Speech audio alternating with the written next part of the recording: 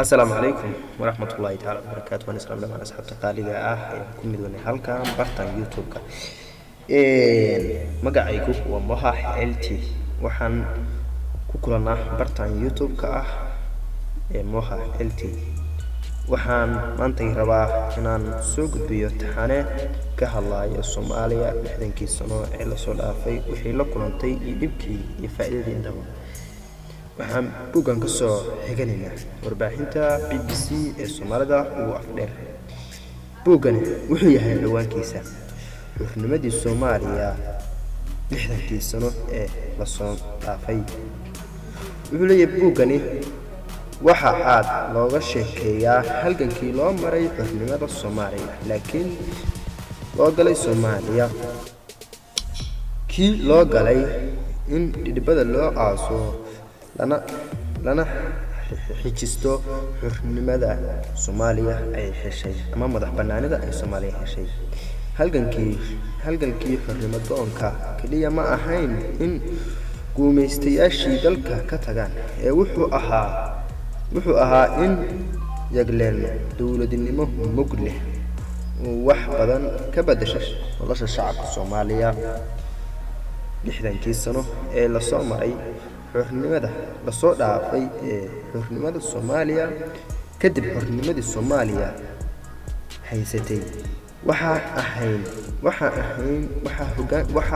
waxa hayaanka geediga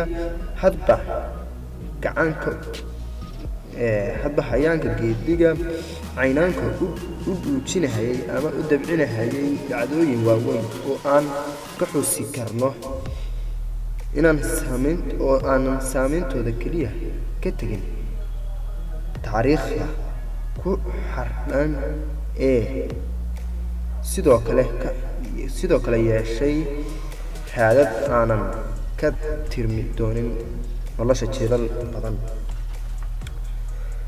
dhacdooyinka dhacay dilkii madaxweynihii Cabdirashiid iyo curashadii kacaanka.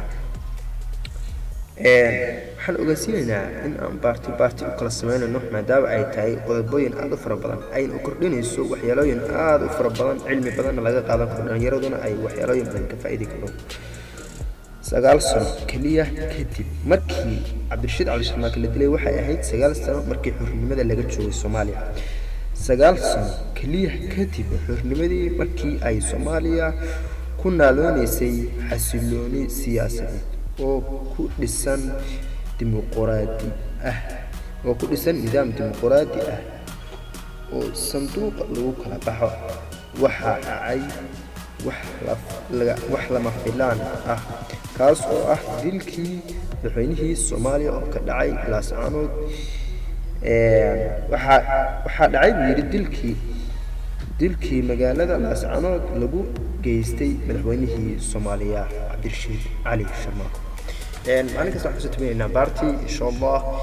maanta baartiga koowaad intaas noo yahay dhammaan asxaabta qaaliga ah aniga Xuseen channelka